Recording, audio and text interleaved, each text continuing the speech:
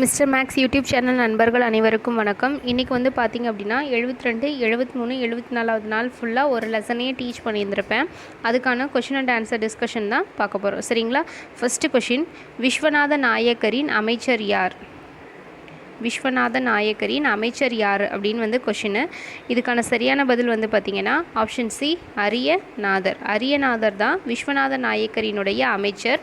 இந்த விஸ்வநாத நாயக்கர் பதவியேற்றதுக்கு அப்புறமா அரியநாதருடைய ஆலோசனை பெயரில் தான் வந்து தமிழகத்தில் பாளையக்காரர்கள் முறையை தோற்றுவித்தது யார் அப்படின்னா விஸ்வநாத நாயக்கர். சரிங்களா? எந்த வருடம் அப்படின்னா 1529. இதே வந்து பார்த்திங்க அப்படின்னா புலித்தேவர் அப்படின்றவர் ஆங்கிலேயர்களுக்கு எதிராக ஃபஸ்ட்டு கிளர்ச்சியை ஸ்டார்ட் பண்ண ஒரு பர்சன் யார் அப்படின்னு கேட்டால் புலித்தேவர் வந்து ஸ்டார்ட் பண்ணியிருந்திருப்பார். ஜெகவீர பாண்டிய கட்டபொம்மன் அவர் வந்து பார்த்திங்கன்னா வீரபாண்டிய கட்டபொம்மனினுடைய அப்பான்னு சொல்லப்படுறாரு. சரிங்களா? அடுத்து வந்து நெக்ஸ்ட்டு கொஷின், கீழ்கண்டவற்றுள் கிழக்கு பாளையத்தில் அல்லாத இடம். கீழ்கண்டவற்றுள் கிழக்கு பாளையத்தில் அல்லாத இடம் என்ன அப்படின்னு கேட்டிருக்காங்க. இதுக்கான சரியான பதில் வந்து பார்த்திங்க அப்படின்னா ஆப்ஷன் பி, ஊத்துமலை. ஊத்துமலை அப்படின்ற பிளேஸ் தான் வந்துட்டு பார்த்திங்கன்னா மேற்கு பாளையத்துக்கு சொந்தமானது. சரிங்களா? மேற்கு பாளையத்துக்கு சொந்தமானது. கிழக்கு பாளையத்தில் நாகலாபுரம், குளத்தூர், சாத்தூர் வரும். இதை தவிர நம்மளுடைய பாஞ்சாலங்குறிச்சி, எட்டயபுரம் இதெல்லாம் வந்துட்டு கிழக்கு பாளையம். இதே வந்துட்டு மேற்கு பாளையத்தில் வந்து பார்த்திங்கன்னா நெற்கட்டும் செவ்வல், ஊத்துமலை, தலைவன்கோட்டை, நடுவக்குறிச்சி, சிங்கம்பட்டி, சேத்தூர் இது எல்லாமே வந்து பார்த்திங்க அப்படின்னா மேற்கு பாளையத்தை சார்ந்தது. கிழக்கு பாளையத்தை ஆட்சி செஞ்சது யார்? கட்டபொம்மன். கிழக்கு பாளையத்தில் இருந்த ஒரு முக்கியமான பர்சன் யார் அப்படின்னா கட்டபொம்மன். இதே மேற்கு பாளையம் அப்படின்னு பார்த்தோம்னா புலித்தேவர். சரிங்களா? அதை மறவர் குறுநிலம் அப்படின்னும் சொல்லுவாங்க. நெக்ஸ்ட் கொஷின், யூசுப் கானின் இயற்பெயர் என்ன? யூசுப் கானின் இயற்பெயர் என்ன அப்படின்னு கேட்டிருக்காங்க. இதுக்கான சரியான பதில் வந்து பார்த்திங்கன்னா ஆப்ஷன் சி, மருதநாயகம். மருதநாயகம் தான் யூசுப் கானினுடைய இயற்பெயர். அவருக்கு மதர் மாற்றத்திற்கு பிறகு வந்துட்டு அவர் வச்ச பேர் கான் சாஹிப். கான் சாஹிப் அப்படின்றவரை தான் யூசுப் கான் அப்படின்ட்டு இந்த நம்ம இந்திய வீரர்களுக்கு தலைமை வகிக்கும் பொழுது அவருக்கு யூசுப் கான் அப்படின்ற பேர் வச்சுருப்பாங்க. சரிங்களா? இல்லை மாஃபூஸ் கான் அப்படின்றவர் யார் அப்படின்னா ஆற்காடு நவாப்புடைய சகோதரர். சரிங்களா? ஆற்காடு நவாப் முகமது அலியினுடைய சகோதரர் தான் மாஃபூஸ் கான். அவரும் மற்றும் வந்துட்டு பார்த்து கர்னல் ஹெரான் 2 பேரும் சேர்ந்து தான் புலித்தேவருக்கு எதிராக போர் புரிய ஆரம்பிப்பாங்க. இல்லை போர் புரியும் போது வந்து பார்த்திங்கன்னா ஃபஸ்ட்டு இதில் வந்துட்டு களக்காடு போர் நடைபெறும். அந்த களக்காட்டு போரில் புலித்தேவர் தான் வெற்றி பெறுவார். யூசுப் கானுக்கும் புலித்தேவருக்கும் நடைபெற்ற போரில் யூசுப் கான் வந்து 1761 அந்த 3 நெற்கட்டும் செவ்வல் பகுதியை கைப்பற்றி இருப்பார். அதுக்கப்புறம் 1764 அவருக்கு வந்துட்டு ஆங்கிலேய அரசுகளே வந்துட்டு தூக்கு தண்டனை விதித்ததன் காரணமாக அவர் திருப்பி மீண்டும் வந்து புலித்தேவர் 1764 நெற்கட்டும் செவ்வலை கைப்பற்றிட்டு 1767 வந்துட்டு பார்த்திங்கன்னா கேம்பெல் அப்படின்றவர் வந்து பார்த்திங்கன்னா மீண்டும் நெற்கட்டும் செவ்வலை கைப்பற்றியிருப்பார். சரிங்களா? அடுத்த கொஸ்டின் பாருங்கள். நெற்கட்டும் செவ்வல் யூசுப் கானால் கைப்பற்றப்பட்ட ஆண்டு வந்து பார்த்திங்க அப்படின்னா 1761.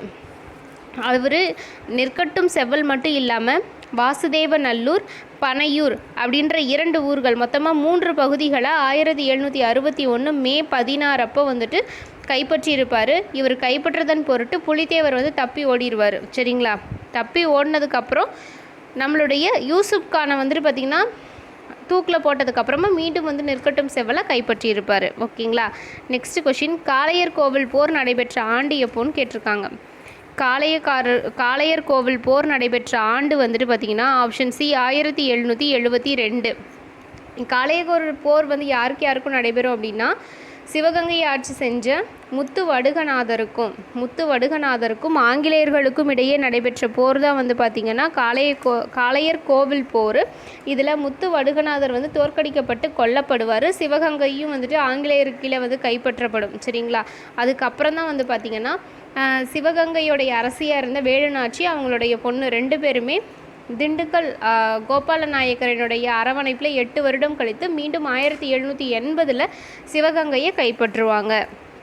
அடுத்தது வேலுநாச்சி யாருடைய பாதுகாப்பில் இருந்தார்? நான் ப்ரீவியஸ் கொஷின்லேயே டிஸ்கஸ் பண்ணிட்டேன். யார் அப்படின்னு பார்த்தோம்னா கோபால நாயக்கர். சரிங்களா, திண்டுக்கலை ஆட்சி செஞ்சுட்டு இருந்த கோபால நாயக்கருடைய அரசவையில் தான் வந்து பார்த்திங்கன்னா பாதுகாப்பில் இருந்தாங்க. இவங்களுக்கு ஹெல்ப் பண்ணுறதுக்கு வந்து பார்த்திங்கன்னா இவங்களுடைய அமைச்சர் வந்து தாண்டவராயனும் இருந்திருப்பார். அது மட்டும் இல்லாமல் மருது சகோதரர்கள் வந்து ஹெல்ப் பண்ணியிருப்பாங்க. பெண்களில் வந்து பார்த்திங்கன்னா குயிலி அப்படின்றவங்க முக்கியமான பர்சன். அது மட்டும் இல்லாமல் உடையாள் அப்படின்றவங்க நம்மளுடைய வேலுநாச்சியோட வரலாறில் மிகவும் முக்கியமான ஒரு பர்சனாக கருதப்படுறாங்க. அடுத்தது பொறுத்துக. இந்த பொறுத்துக வந்து பார்த்திங்க அப்படின்னா தீர்த்தகிரி அப்படின்னா என்ன? தீர்த்தகிரி அப்படின்றவர் வந்து பார்த்திங்கன்னா தீரன் சின்னமலையுடைய இயற்பெயர் தான் தீர்த்தகிரி. அவர் ஓடாநிலை அப்படின்ற முறையில் தான் வந்து பார்த்திங்கன்னா போர் புரிஞ்சிருப்பார். ஓகேங்களா. அடுத்து கோபால நாயக்கர் அப்படின்னா திண்டுக்கல் பகுதியை ஆட்சி செஞ்சுட்டு இருந்தவர். பேனர்மேன் அப்படின்றவர் யார் அப்படின்னா பேனர்மேன் அப்படின்றவர் நம்மளுடைய கட்டபொம்மனை வந்துட்டு பாஞ்சாலங்குறிச்சியை வந்துட்டு தாக்கிறதுக்காக போனவர். இவர் கட்டபொம்மனை சரணடைய சொல்லி ஒரு தூதுவர் அனுப்புவார். அந்த தூதுவர் பெயர் தான் வந்து பார்த்திங்கன்னா ராமலிங்கனார். ஓகேங்களா. நெக்ஸ்ட்டு சுபாதார் ஷேக் ஆதம் அப்படின்றவர். அது வந்து பார்த்திங்கன்னா சுபேதார் அப்படின்றது அந்த சிப்பாய்கள் இருப்பாங்க இல்லையா, அதில் ஒரு பதவி தான். வேலூர் புரட்சி. சரிங்களா. கர்னல் பேன்கோட் அப்படின்றது வேலூர் கோட்டை. இது வந்து பார்த்திங்க அப்படின்னா இவர் தான் வந்து பார்த்திங்கன்னா இந்த கோட்டையினுடைய முதல்ல வந்துட்டு பார்த்திங்கன்னா இறந்து போனவர் யார்?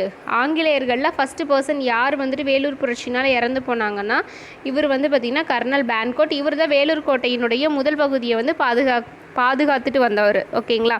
அப்போ இங்கே கொடுத்துருக்க ஆப்ஷன் படி வந்து பார்த்திங்கன்னா 5-3-2-1 ஆப்ஷன் பி தான் கரெக்டான பதில். ஓகேங்களா. Okay, next question. வேலூர் கழகம் நடைபெற்ற ஆண்டு மற்றும் நாள் கேட்டிருக்காங்க. வேலூர் கழகம் நடைபெற்ற ஆண்டு மற்றும் நாள். ஆண்டு வந்து எல்லாத்துக்குமே தெரியும் 1806. அப்போ நம்ம பார்க்குறது இந்த 2 ஆப்ஷனாக இருக்கும். நாள் வந்து பார்த்திங்கன்னா ஜூலை 10. அப்போ ஆப்ஷன் பி தான் கரெக்டான பதில். ஓகேங்களா. Next question. வேலூர் கழகத்தினை அடக்கிய கர்னல் ஜில்லஸ்பிக்கு வெகுமதியாக அளிக்கப்பட்டவை எவைன்னு கேட்டிருக்காங்க.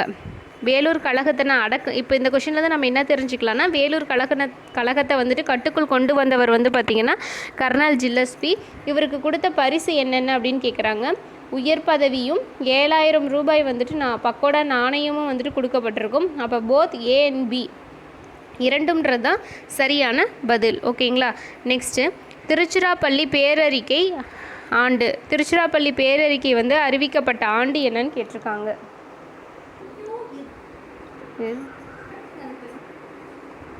சாரி ஃப்ரெண்ட்ஸ், இங்கே மேலே டிஸ்கஸ் பண்ணதில் வில்லியம் பிரலன், வில்லியம் ஓரன் மட்டும்தான் வந்து பார்த்திங்கன்னா அந்த குழுவில் இருப்பாங்க. எட்வர்ட் கிளைவ் அப்படின்றவர் வந்து பார்த்திங்கன்னா சென்னை கவர்னராக இருக்கிறவர் தான் எட்வர்ட் கிளைவ். சரிங்களா.